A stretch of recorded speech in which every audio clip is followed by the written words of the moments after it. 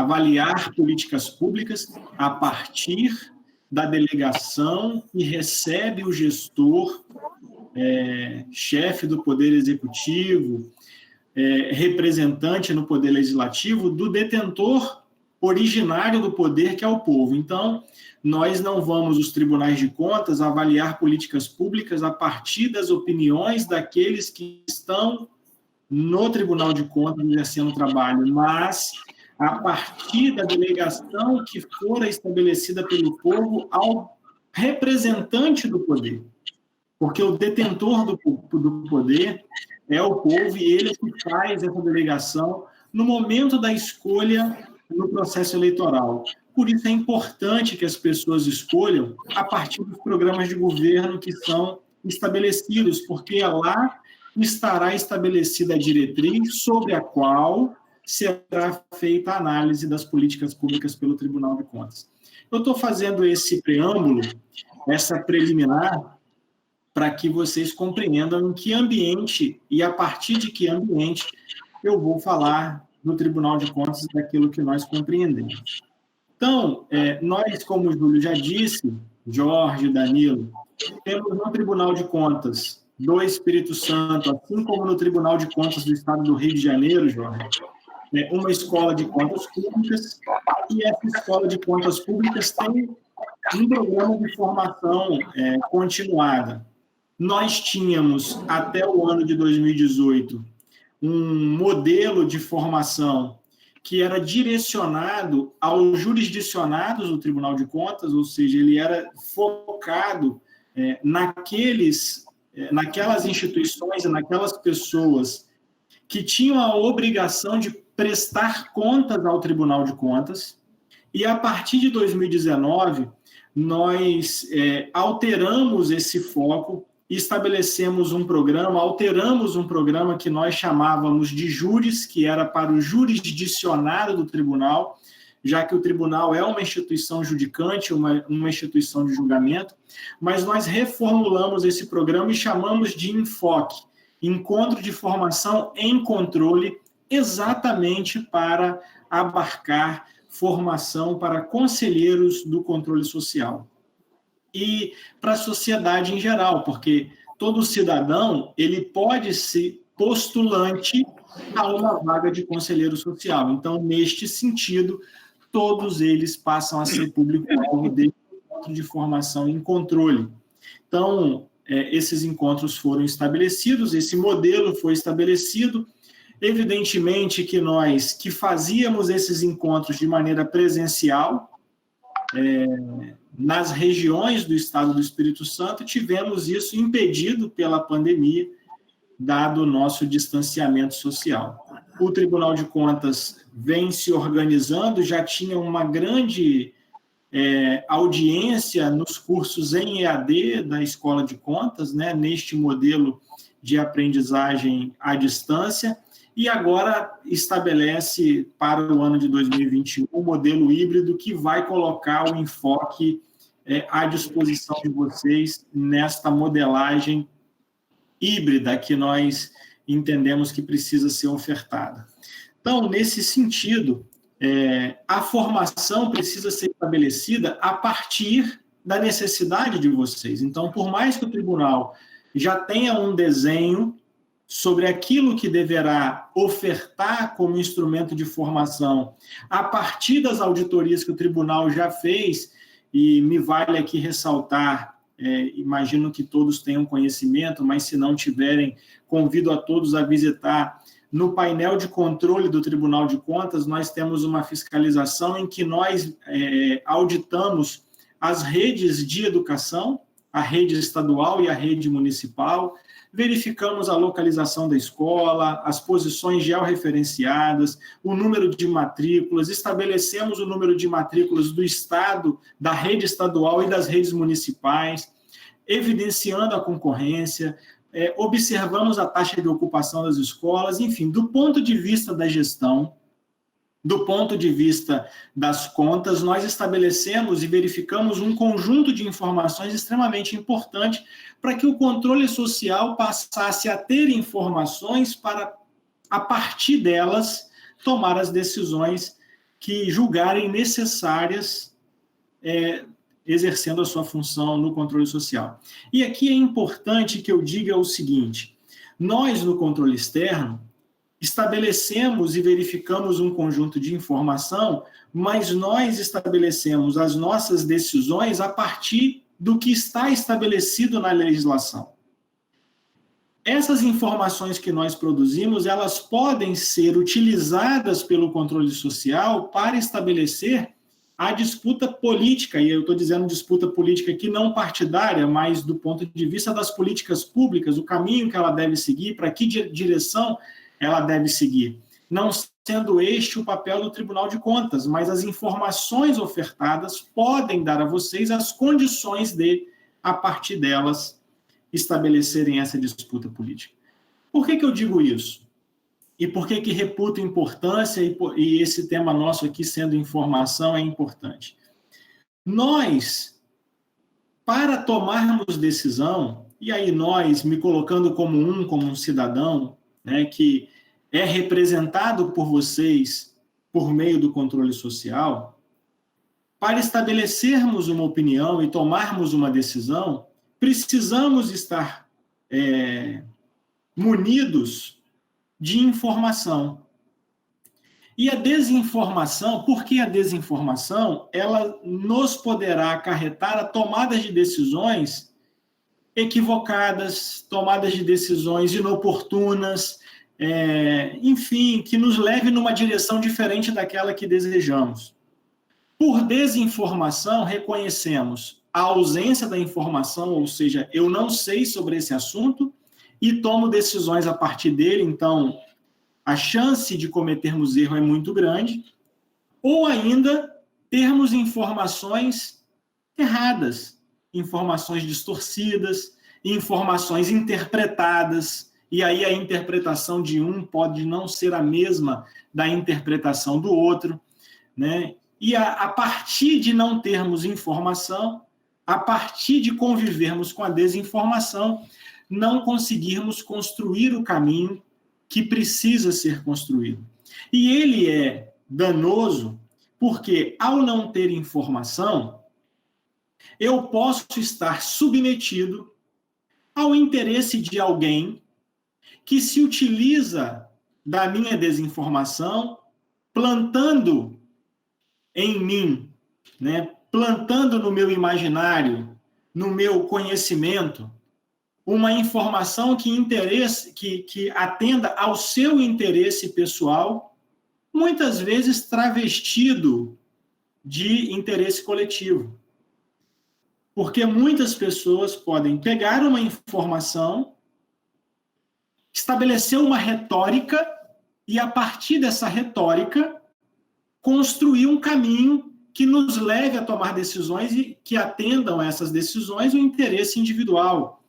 Vezes de um indivíduo que gravita, orbita na comunidade escolar, seja pai de alunos, seja até mesmo aluno, seja professor, seja profissional da educação não docente, enfim, seja alguém que pode estar se valendo de uma informação não correta para mudar os rumos de decisão que o controle social precisa estabelecer. Essa mudança, essa utilização da informação incorreta ou por conta da ausência de informação que se tem um conselheiro, ela pode ser utilizada de boa fé, a pessoa acredita que aquilo é verdade e está utilizando e está construindo essa retórica a partir de uma informação que para ela é verdadeira, mas que não pode não ser exatamente como ela está dizendo, ou pode ser utilizada de má fé apenas para atingir os seus próprios interesses e, ao não ter informação, o conselheiro social, ele vira ali um instrumento para que essas pessoas levem as decisões do conselho para onde elas desejarem. E aí, como eu disse, nós estamos falando de pessoas diversas que podem orbitar na política de educação, sejam gestores, sejam profissionais, enfim, de todas as formas. Daí a importância da formação. Daí a importância da busca da informação, porque o conselheiro social, ele tem por missão fundamental ser guardião, né, daquela política pública que ele controla, porque ele exerce o controle sobre aquela política, por isso ele é conselheiro. Então, ele tem a missão de ser guardião daquela política pública. Sendo guardião daquela política pública, precisa fazer com que os interesses coletivos sejam atendidos e que a oferta daquela política pública atinja a quem o titular do poder, o povo, estabeleça que seja atendido. Então, a responsabilidade desse conselheiro social é muito maior do que simplesmente reproduzir aquilo que é dito de maneira comum.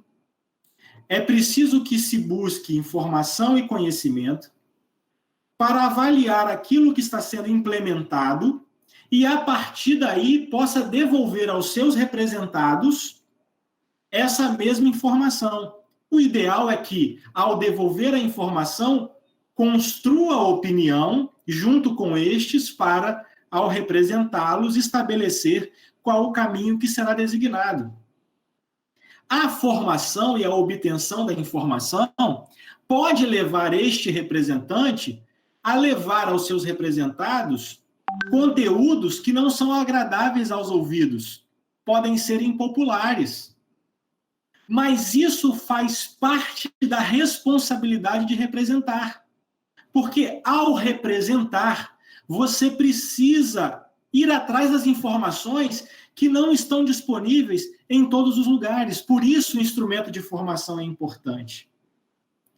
E, neste aspecto, o Tribunal de Contas tem buscado estabelecer auditorias que demonstrem, eu insisto, quem não conheceu, no site do TCE, no portal do Tribunal de Contas do Estado do Espírito Santo, que é tcees.tc.br,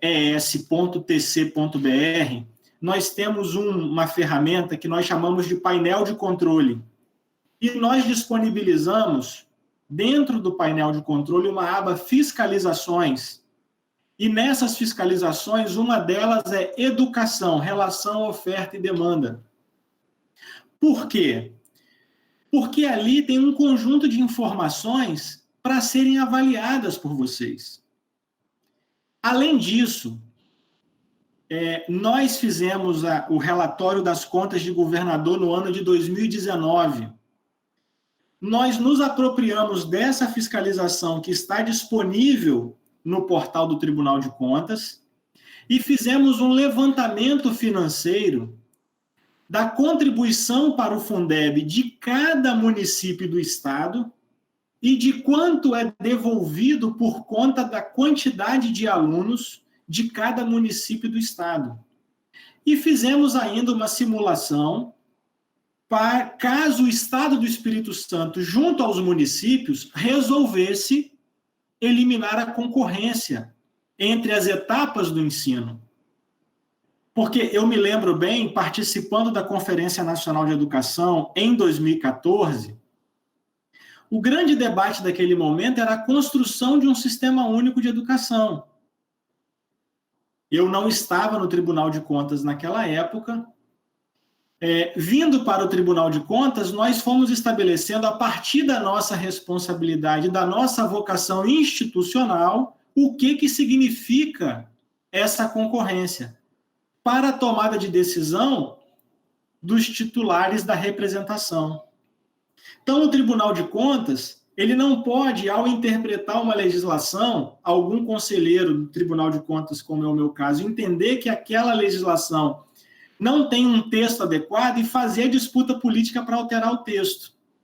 Isso deve ser feito por vocês, mas baseado em informação. E como eu estava dizendo, ao ter essa informação, que por vezes você vai verificar, precisa ser devolvida ao seu representado, de maneira a formar uma nova opinião, precisa ser honesta com aquilo que se está pautado. O que se deseja? Qual é o público-alvo que eu quero atingir prioritariamente? Porque vários públicos orbitam na educação, tem vários interesses que circulam. Qual é o público-alvo que eu quero atender? A quem eu quero ofertar educação? Como eu quero ofertar?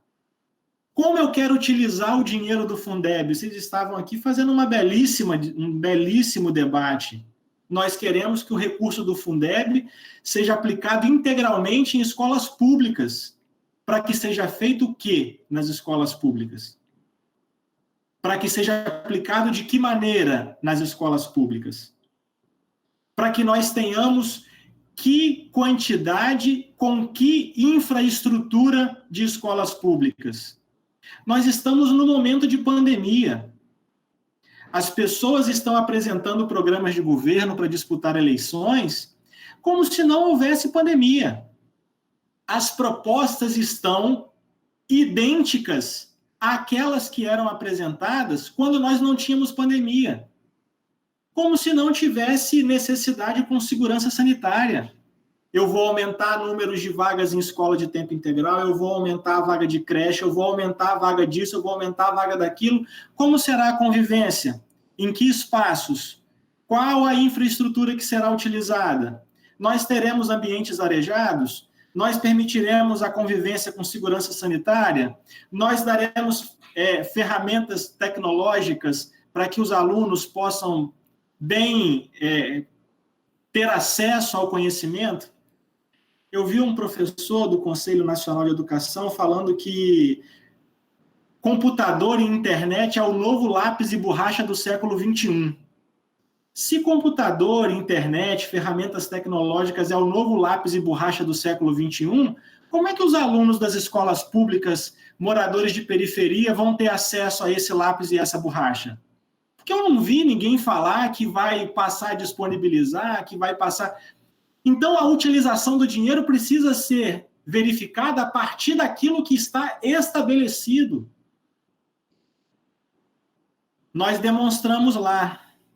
O Tribunal de Contas recebe folha de pagamento de todos os servidores do Estado do Espírito Santo, então das redes estadual, das redes municipais. Nós podemos verificar, por exemplo, que um professor municipal de ensino fundamental anos finais ganha no município diferente do que ganha do Estado. Está correto na opinião de vocês? Se vocês entenderem que está correto, tudo bem. Mas se vocês entenderem que não está correto, a informação está lá à disposição de vocês, para que nós possamos fazer a formação e ir fazer o debate com nossos representados de maneira honesta.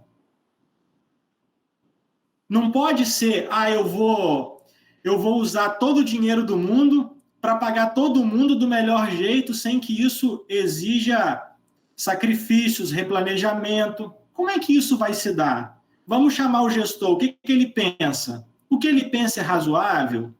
Eu estou ouvindo como quem quer entender o ponto de vista dele e, a partir do entendimento, divergir e debater de maneira madura, ou eu estou ouvindo como quem quer responder com a resposta pronta antes de eu refletir aquilo que está sendo colocado à mesa? Com que conjunto de informações o nosso diálogo se estabelece? Se as informações forem faltantes, a conversa de formação é fundamental. E percebam que eu aqui estou levando na direção de uma formação do processo financeiro, do processo de contas, eu estou falando de números, porque é essa a nossa vocação institucional. Se alguma coisa não for compreendido, por exemplo, eu tenho o painel de controle e estou pedindo para vocês visitarem, mas não ficou fácil o entendimento. Vamos fazer formação para a utilização dessa ferramenta. Eu digo a vocês, olha, nós recebemos as folhas de pagamento. Se vocês forem lá no nosso painel de controle, as contas, qual o percentual de gasto com a educação de cada um dos municípios capixabas, qual o percentual de educação do Estado, qual o percentual de gasto com o pessoal, como é que está sendo aplicado o recurso, está tudo lá. É transparente, nós recebemos prestações de contas mensais dos governos. E elas ficam disponibilizadas mensalmente, o acompanhamento é quase em tempo real. Eu digo quase porque leva alguns dias para que eles encaminhem a prestação de contas do mês anterior. Se os gestores não mandarem a prestação de contas, eles recebem uma multa automática. Então, nos últimos períodos, nós recebemos as prestações de contas de 99% dos nossos municípios, dos nossos gestores. Então, as informações estão lá para que nós possamos apropriarmos dela em tempo real. O Tribunal de Contas estabelece o controle externo, faz auditoria sobre a transparência dos portais dos municípios e das câmaras municipais. Agora, nós não somos sequer o titular o juiz titular das contas do chefe do Poder Executivo. Este é o Poder Legislativo. Então, daí, o bom diálogo com as câmaras municipais, com os vereadores, entender o parecer prévio que o Tribunal de Contas encaminha para essas câmaras municipais é fundamental. Porque se o Tribunal de Contas emite um parecer prévio pela rejeição das contas, os vereadores julgam pela regularidade das contas, acabou o processo de fiscalização. Nada há que se questionar. Mas os pareceres, eles são tecnicamente fundamentados, com base na legislação vigente. Não é porque eu goste ou não goste do gestor A ou do gestor B. Então, o que eu estou querendo dizer, mais obviamente, é que as informações, elas estão disponíveis e a formação, da mesma forma, está disponível de maneira gratuita. O Tribunal de Contas não cobra de ninguém para estabelecer isso. E também não é um favor do Tribunal de Contas, é uma devolutiva no seu papel institucional. Essa instituição pública existe para que isso aconteça verdadeiramente. E nós, estabelecendo o papel do controle no controle social, podemos preservar a boa governança pública. Por quê? No meu entendimento, o conceito de governança está estabelecido de maneira bem simplória, eu vou dizer aqui, na delegação do principal, daquele que detém, né? Na iniciativa privada a gente fala o capital, que detém o capital, para um agente que administra esse capital. Na política pública, na governança pública, é a delegação do detentor do poder, que é o povo, para o agente político que está delegado a fazer a gestão. Mas ele não está delegado a fazer a gestão livremente, eu até escrevi sobre isso. Eu falei da discricionariedade pactuada, tem um artigo que eu construí que fala desse assunto especificamente. A delegação que é feita a ele é com base no programa de governo, e ele pode gerir dentro daquele programa de governo que foi proposto e aprovado pela população através do voto. Se ele sair dali, se ele sair daquela pactuação, há aí motivos para a rejeição das suas contas, porque ele não cumpriu aquilo que fora pactuada. E aí, no campo da análise da política pública, ele não vai obter o resultado que foi pactuado com a população. Então, é aí que se estabelece a necessidade da formação. Por quê? Porque o controle social é esse instrumento que vai dar transparência a isso que foi pactuado e o que está sendo produzido. Estabelecerá os instrumentos de comparação. Mas o controle social vai fazer isso sozinho? Não. O controle externo está aqui para fazer essas análises.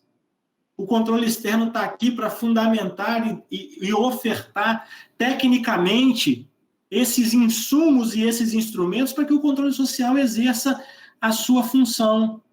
Mas para isso é importante que ele saiba fazer. Que ele consiga fazer a leitura daquilo que está sendo escrito, porque se o controle social está construir uma peça técnica e aquela peça técnica não for compreendida pelo conselheiro social, não for compreendida pelo representante do povo no poder legislativo, de nada ela valerá. Então, nós, do Tribunal de Contas, ofertamos a formação para que as pessoas consigam compreender isso. E nós, do Tribunal de Contas, também estamos em constante aperfeiçoamento. Nós também fazemos formação, ouvimos aquilo que o titular do poder espera de nós, e estamos trabalhando para construir cada vez mais uma devolutiva nessa direção. Eu poderia dar números do Tribunal de Contas aqui, mas tenho certeza que iria cansá-los. e fugiria do nosso tema, não é esse o meu papel. Mas nós estamos lá abertos a conversar com vocês sempre que for necessário, para que esses números, essa atuação do Tribunal de Contas esteja de tal modo transparente que consiga ser utilizada por vocês, por cada um dos nossos representantes no controle social. Então, o que eu quero dizer é, ao final, resumindo, tentando fazer um fechamento de tudo isso que eu estou dizendo, em tempos de pandemia, nós ouvimos dizer muito que nós devemos guiar as nossas ações baseados em evidências científicas.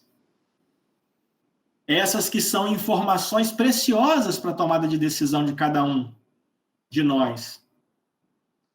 Como que nós faremos isso no estabelecimento do controle social?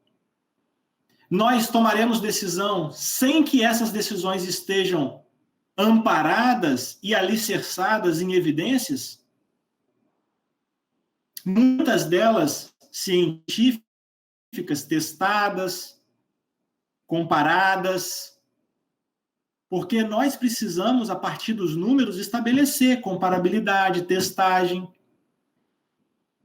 E isso só estará estabelecido, nós só saberemos que informações utilizar se formos buscar por meio de formação. Não haverá capacidade e possibilidade de estabelecer-se uma boa representação no controle social se essa não se der a partir de uma boa formação continuada dos seus membros conselheiros. Não dá para ser conselheiro apenas para compor a cota a qual o meu segmento tem direito. Aquele que se designar conselheiro precisa, de tal modo, se entregar, tendo noção da sua responsabilidade, que isso o motive e o impulsione a buscar essa formação. No Tribunal de Contas, como eu disse, nós elaboramos o encontro de formação em controle, porque nós temos 3 instrumentos de controle hoje na organização pública brasileira, que é o controle interno, estabelecido no ambiente da gestão, o controle externo, exercido pelos tribunais de contas, e o controle social, estabelecido pelos conselheiros de controle social. No Tribunal de Contas, nós estabelecemos este modelo, este encontro de formação em controle, mas gostaríamos muito de ser provocados por vocês para que fizéssemos formação específica à necessidade. Assim como a professora Mantuan falou que existe a criança e ela tem as necessidades dela, que são as necessidades que inerentes à condição dela, os conselhos e conselheiros também têm necessidades que são próprias deles. Não adianta eu fazer um encontro de formação com um modelo encaixotado e oferecer para vocês como se fosse um produto de prateleira. Cada um pode ter uma necessidade diferente. Só que eu só saberei que necessidade é essa se esta me for comunicada, compartilhada. E, nesse sentido, nós estamos à disposição no Tribunal de Contas do Estado do Espírito Santo, através de mim, por meio do conselheiro diretor da Escola de Contas Públicas, conselheiro Luiz Carlos Siciliotti, por meio do nosso presidente, conselheiro Rodrigo Chamon. Eu fico por aqui neste primeiro momento, Júlio, Danilo, Jorge, mas inteiramente à disposição de conversar, caso haja alguma outra necessidade para que nós respondamos dúvidas que tenham ficado em vocês. Muito obrigado pela atenção carinhosa e generosa de todos. Desculpe por tê-los cansado. Obrigado a você, Rodrigo.